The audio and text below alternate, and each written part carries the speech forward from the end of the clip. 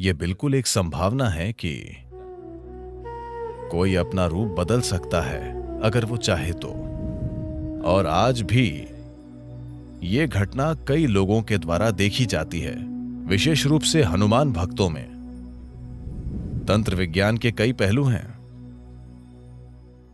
एक वेद इसके लिए समर्पित है।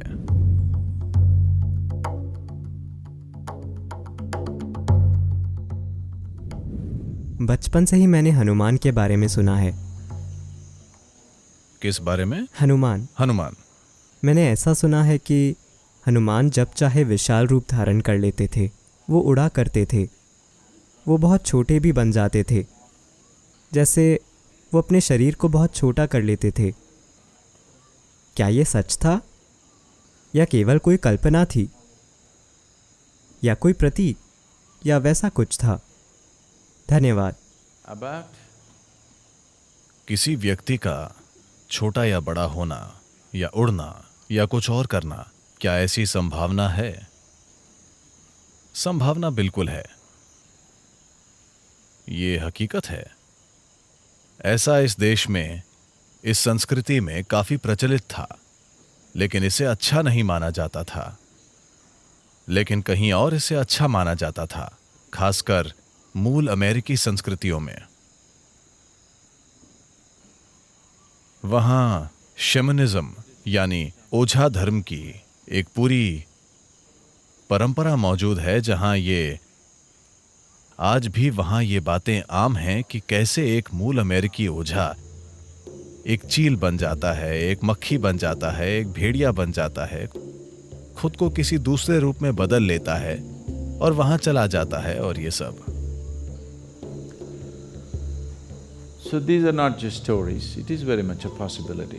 तो ये सिर्फ कहानियां नहीं हैं, ये बिल्कुल एक संभावना है कि कोई अपना रूप बदल सकता है अगर वो चाहे तो।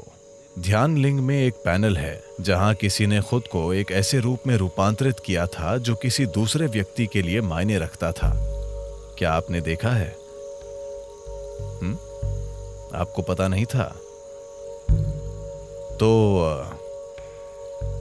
लोगों का अपनी सुविधा के अनुसार वो जैसा चाहे वैसा रूप ले लेना, ये कोई नई बात नहीं है या ये कोई अनसुनी बात नहीं है।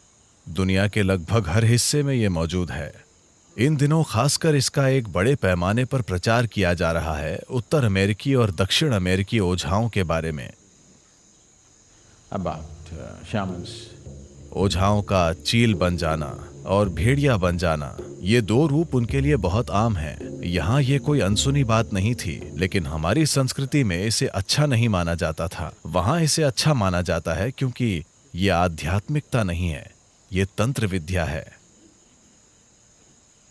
यहाँ हमारे तंत्र वैज्ञानिक, I call them scientists because they are that kind. मैं उन्हें वैज्ञानिक इसीलिए कहता हूं क्योंकि वे उसी तरह के हैं। वे खुद को पक्षी या जानवर में बदलने की तकलीफ नहीं उठाते क्योंकि इसमें खतरा है। एक सुंदर कहानी है जिसमें उस ऋषि का क्या नाम है जिन्होंने निगल लिया था? क्या आप जानते हैं मैं किसकी बात कर रहा हूं? अश्विनी कुमार, और वो उनके पास कुछ सीखने गए थे। शुक्लाचार्य। हाँ, क्या उन्होंने घोड़े का रूप ले लिया था? अश्विनी कुमारों ने घोड़े का रूप ले लिया था और उन्होंने क्या निगल लिया था? शुक्लाचार्य को, मेरे ख्याल से। तो एक पूरी बड़ी कहानी है जो शायद महाभारत का ही एक हिस्सा है। ये कृष्ण अवतार से जुड़ी कहानी ज्यादा है। तो इतिहास में इस तरह की कई घटनाएं मौजूद हैं, और लेकिन इसे चीजें करने का निचले स्तर का तरीका माना जाता था, क्योंकि जब आप कोई और रूप ले लेते हैं तो इस शरीर को सुरक्षित रखना होता है और इसका हमेशा दुरुपयोग हो सकता है। तो ऐसी घटनाएं हुई हैं जहां किसी ने अपने शरीर को थोड़ी सुरक्षा के साथ वहां छोड़ दिया, और मान लीजिए वो एक चील बन गए और कुछ समय के लिए उड़ते रहे, लेकिन जब वो चील वापस आई तो शरीर वहां नहीं था। तो अब वो चील क्या करेगी? चील आकर यहां बैठती है और कहती है, मैं एक योगी हूं। दयनीय स्थिति है ना। चूंकि आप उड़ नहीं सकते, इसलिए आपको लगता है कि चील होना एक बड़ी बात है। चील होना कोई बड़ी बात नहीं है। हालांकि वो ऊंची उड़ती है, पर वो हर समय नीचे देखती रहती है। यहां बैठकर ऊपर देखना ज्यादा अच्छा है, ऊपर जाकर नीचे देखने के बजाय। वाकई। तो यहां तंत्र वैज्ञानिकों ने दूसरी तरह के तरीके विकसित किए, यानी वो खुद कोई दूसरा रूप नहीं लेते, वो दूसरे रूप चुनते हैं और उन्हें ऐसा बना देते हैं कि वो एक खास तरह से काम करें। वो कोई जानवर चुनते हैं। आमतौर पर एक जानवर जिसका बहुत इस्तेमाल होता है वो है मुर्गी। अरे, आपको लगता है कि वो बेकार चली गई? तो वे उसके जीवन को, वो मुर्गी जवान और जीवंत होनी चाहिए, न कि पकी हुई। तो मुर्गी की जान निकाल दीजिए और उस जीव रूप का उपयोग अपने कुछ काम करवाने के लिए कीजिए। बजाय इसके कि आप मुर्गी का शरीर धारण करें, आप नियंत्रित तरीके से उस मुर्गी से चीजें कराते हैं। रिमोट कंट्रोल मुर्गी, ठीक है? एक रिमोट कंट्रोल मुर्गी खुद आपके मुर्गी बन जाने से बेहतर है ना? क्योंकि आपके मुर्गी बनने में खतरा है।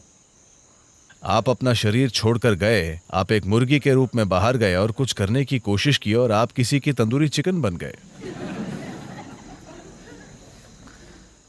तो उन्होंने उन्हीं चीजों को करने के लिए बेहतर, ज्यादा परिष्कृत तरीके विकसित किए। क्या यह संभव है? क्या हनुमान का छोटा बड़ा बनना संभव है? बिल्कुल संभव है। और आज भी ये घटना कई लोगों के द्वारा देखी जाती है, विशेष रूप से हनुमान भक्तों में।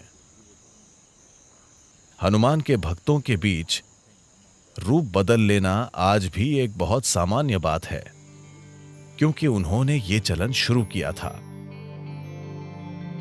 हनुमान एक सुपरमैन है। बस थोड़ी सी पूंछ और चेहरे की बनावट के अलावा बाकी पूरे सुपरमैन हैं। वो एक सुपरमैन है। उनकी भक्ति ही उनकी शक्ति है। उनके दिल में भक्ति इतनी मजबूत है कि उसकी वजह से वे सबसे अलग चमकते हैं, अपनी सच्ची भक्ति के कारण। तो भले ही आप एक बंदर हों, अगर आप एक भक्त हैं तो आप अपने बंदरपन के परे जा सकते हैं और कुछ असाधारण बन सकते हैं। यही हनुमान की कहानी है। अगर आप एक गधे भी हों तब भी यह काम करता है। तो हां, तंत्र विज्ञान के कई पहलू हैं। एक वेद इसके लिए समर्पित है। अथर्ववेद पूरा इसी के बारे में है।